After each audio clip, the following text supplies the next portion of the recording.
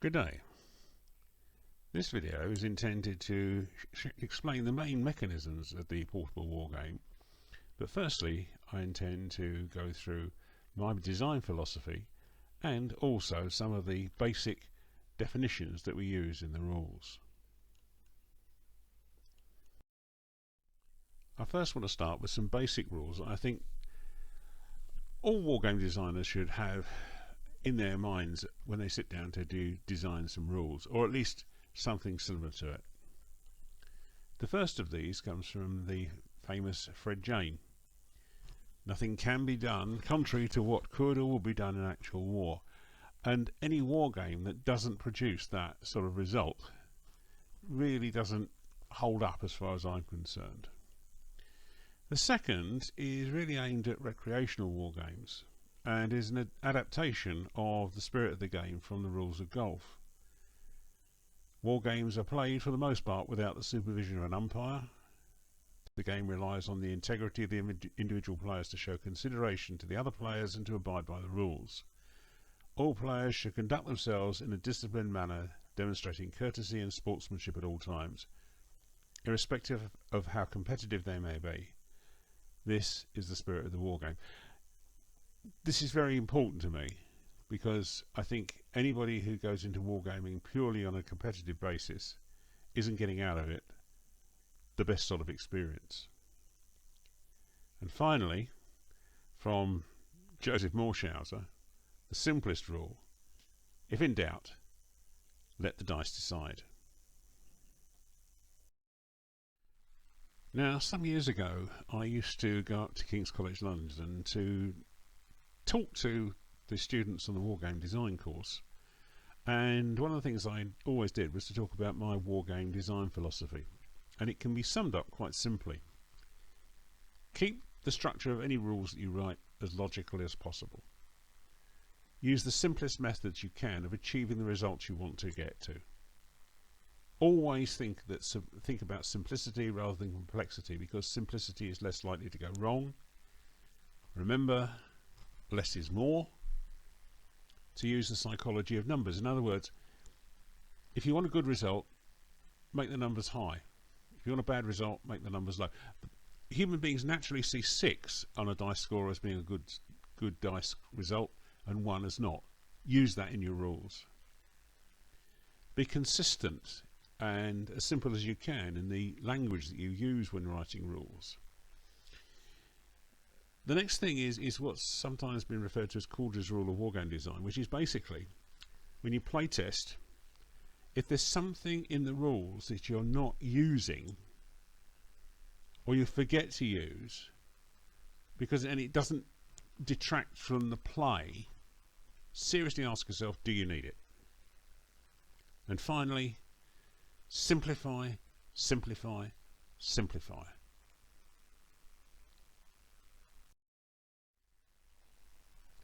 Now, the portable wargame is played on a grid, and there are 2 basic grids that I want to talk about: the square and the hex. Both of these have their advantages and their disadvantages. The rules are written and they don't say, oh, move from this hex to that hex or this square to that square. They refer to them as grid areas because it's important that the rules will work with both types of grid. The square grid is very easy to construct. Anybody can sit down and draw a square grid. A hex grid is more difficult, but they are both equally available. Personally, I prefer square grids for rules for historical periods where linear movement is much more common, and hex grids for when things are more fluid.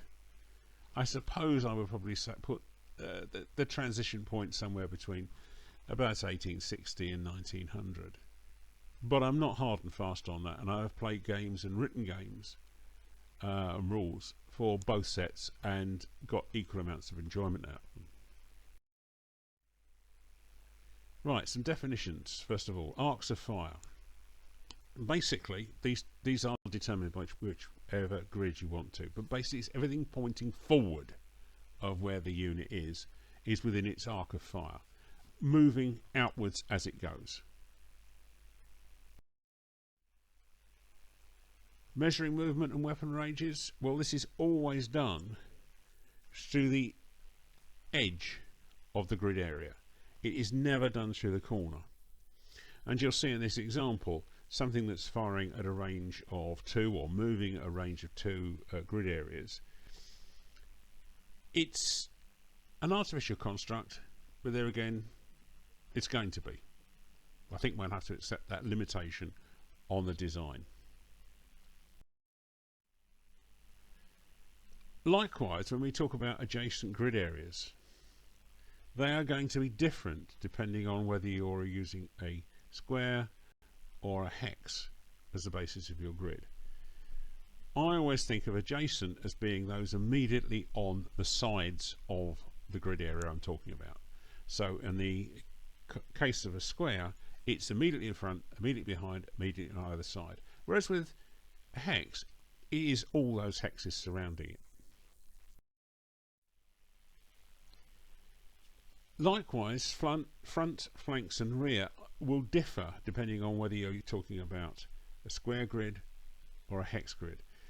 Basically, I think of it as anything in front of the grid area is in front, anything to the side and possibly slightly behind is the flank, and anything immediately behind is the rear. Central to the Portable Wargame rules is the use of strength points, and these represent a unit's ability to fight, both in terms of its numbers, its equipment, its training and so on. And I usually stick to a ratio between different types of units of 4 for infantry, 3 for cavalry, 2 for artillery and machine guns and 6 for a general. And these strength points can be removed as a result of enemy action, and once a unit reaches its 0 strength point, it's seen to be destroyed and removed from the battlefield. And you can see here how units are also allocated a movement in grid areas and a weapon range. Now I've selected here units from the sort of thing that I'm using with my current project, which is Wargaming La Belle Epoque, but they can be altered up and down. So for example, in the ancient rules, light infantry can have fewer strength points but more movement, but shorter weapon ranges, whereas heavy infantry may have very short weapon ranges and very slow movement but higher strength point. It does vary, but this is just an example of the sort of thing I mean. Now, exhaustion point. This is contentious because some players don't like this, but I actually think it's an important part of the design. Before you start your battle, you calculate each side's exhaustion point, and it's basically 1/3 of their total strength points, rounded up. So that when a side loses that proportion of its initial strength points, it's reached its exhaustion point. Now the exhaustion point basically is the stage that an army reaches when it no longer is capable of undertaking aggressive action. It doesn't mean it can't fight, it just means it won't keep going forward and attacking and attacking and attacking. And when both sides reach that point, reach that exhaustion point, the battle ends. Now I've heard people say, oh no, I much prefer having objectives you have to seize and fight, and you can fight to the bitter end and so on. In my opinion, that's a far less historically representative of what actually happens in battles. Usually armies fight until they're no longer capable of fighting, not until they are totally destroyed. Now the turn sequence has a certain unusual thing about it, which is not found in many other sets of rules, and that is that the artillery fire takes place first. This is to represent that adage that no fire should take place without movement, and no movement should take place without fire. And of course the biggest killer on the battlefield is artillery, so they should fire first before any movement takes place. Once that's taken place, once you have fired your artillery, both sides then dice to see who's got the initiative. The side that's got the initiative then decides whether it wants to move or make its opponent move first, and when it is their turn to move, they can either move a unit, they can move and then fire at an enemy unit, or they can move and initiate close combat with an enemy unit. And once they've done all of that with all the units they wish to activate, the other side does the same. Now, within some of my rules, there are constraints on the number of units you can activate, but the basics are that both sides get to move and fight, and then the other side gets to move and fight. And at the end of each turn, you check what your exhaustion point is. Because if one side's reached its exhaustion point during a turn, it's going to be no longer capable of taking aggressive action. Artillery fire. There are two types of artillery fire, and they are represented in the rules in some of the modifiers to the dice scores. Indirect fire, which is firing at something you can't see, and not all artillery is capable of doing indirect fire. And direct fire, which is firing at targets you can see, you have a direct line of sight to. Within the rules, all artillery fire is simultaneous, so I might fire my artillery at an enemy artillery unit and I might destroy it, but it still has the opportunity to fire back that turn, because it is not technically destroyed until the artillery fire phase is over. Of course, arcs of fire I've dealt with already, likewise how you measure ranges. Artillery can only fire once during a turn, but it can destroy any form of ground unit. Artillery can fire in to woods, built up areas and fortifications, and out of woods, buildings and fortifications, but only if they are on that hex, on the edge. So you cannot put artillery unit in the middle of a dense forest and expect it to fire out. Likewise, as you'll see later, other units can't do that. When you're doing the fire phase, you identify the target you're firing at, you then roll a single dice 6 and then add various modifiers to take into account the circumstances under which you're firing. And you'll notice that they are either add 1 or deduct 1. They're bonuses or penalties. And very simple, if your modified dice score at the end of it is 5 or more, you've hit the target area. If it's 4 or less, your fire has effectively been ineffective. And you then determine, using a resolution system which is featured later in this video, determine what happens to the unit you've hit. Movement, likewise, it's always measured through the edge of a grid area. A unit can only move once during a turn. It has to move before it's fired. An artillery that's fired may not move. If you are moving and firing, you do not move as far as your maximum movement to take into account the fact that you are actually firing. And you can change direction any number of times during your move if your movement rate allows it. You're not allowed in most of these examples of the Portable Wargame to start or end a move in the same grid area as an enemy unit, but you can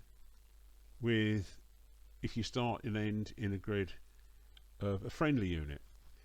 And if you do go into a grid which is adjacent to that of an enemy, you must immediately stop and turn and face that enemy unit. If an enemy unit has moved up to you, and in their turn they've initiated combat, when you activate your unit, you may move it away. You are not compelled to continue the combat.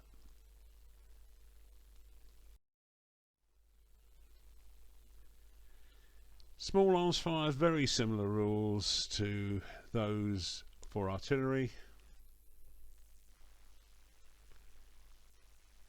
You must have direct line of sight, however, if you are using small arms. Again, firing into and out of woods is almost exactly the same as it is for artillery. Again, you identify the target area you're firing at.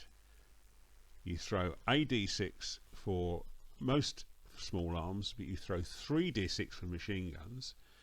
This being done to represent the fact that machine guns have much more firepower for a relatively small number of people. And again, you add your bonuses, you deduct your penalties, and again, score 5 or more, you've hit the enemy target. 4 or less, your fire's been ineffective. And if you hit something where there's another unit, and there's 2 units in the same grid area, you've hit both. You've hit both, and both have to die to see what the impact on them has been, as we'll see in resolving the fire rules. Close combat can only take place when you're in an adjacent grid area to an enemy unit, and you've stopped and you've moved and faced them. Obviously, if you've hit them in the rear or the flank, that's going to affect the outcome. And again, very simple mechanism, but a player throws for the impact of the close combat on their own unit. They don't throw to see what impact they've had on the enemy unit. They see what impact has been on their own unit. This is a bit different from most rules, where you say, oh well, I've hit the enemy and they're going to fall back. No, you've hit the enemy. What's going to happen to your side? Because after all, what you're interested in is, are your troops going to be able to carry on fighting or not? Or are you going to have to pull your troops back to stop them being wiped out? And that's what this mechanism does. And again, you see it's lots of bonuses and deductions depending on the circumstances of the combat. Now, as you'll see from the results, here we see this psychology of numbers in operation. 2 or less, your unit is hit. 3 or more, it's unaffected. You then roll a d6 to see the impact of that hit, and also in the case of infantry and cavalry units, if you win the close combat and you forced your enemy back, you can immediately follow up, should you choose to, and continue that close combat and keep pushing them and pushing them and pushing them, possibly until you've destroyed them. But there's always the possibility, of course, that you're going to end up getting just destroyed yourself. So one has to be careful when one uses this particular follow-up rule. Now, resolving hits on units. When any unit is hit, you have to resolve the impact on that unit, and you do that by rolling a very simple d6 die. And this is where the quality of the unit comes in, because the better the quality, the better the impact. You're going to lose strength points. When you're hit, you're going to lose strength points. But the better the quality of your unit, you might have the option of saying, right, I'm not going to lose a strength point, but I'm going to pull back. I'm going to pull out of this combat and keep my unit stronger. And of course, the better the quality of your unit, the more flexibility, the better command control they're going to have, the more better ability they're going to have to be able to actually do that in real combat. So elite troops, they can choose on a 3, 4, 5 or 6 to retreat rather than lose strength points, whereas a poor unit has to throw a 5 or a 6. Otherwise they are definitely going to lose a strength point. If a unit is unwilling or unable, so in other words, if it's pulling back it's going to hit another enemy unit, or it can't do because a friendly unit is blocking it from movement, it has to automatically lose a strength point. And if your general is co-located with a unit which has lost a strength point, it can be made to see if the general himself has been killed. Two simple d6s are rolled and the scores are added together. If it's 12, he's killed, and the army automatically loses 6 strength points. This is to represent the sudden loss of command and control for the army. Or it's 10 or 11, he's wounded, and they only lose 3 strength points. So in other words, he becomes less capable of commanding his army. Which means, of course, he can only be wounded twice. If he's wounded twice, he's dead, because you've lost 6 points, 3 points and 3 points. Now that is the basics of how the Portable Wargame works. I hope that you understand these essentials and my design philosophy, and I hope you'll, if you haven't tried it already, you'll give the Portable Wargame a go. That's it for this video. I hope you'll come back and watch more of the videos on this channel. I hope you'll think about subscribing, and I certainly hope that you'll give it a thumbs up. Whatever you do, however, I hope you enjoy your wargaming. Goodbye.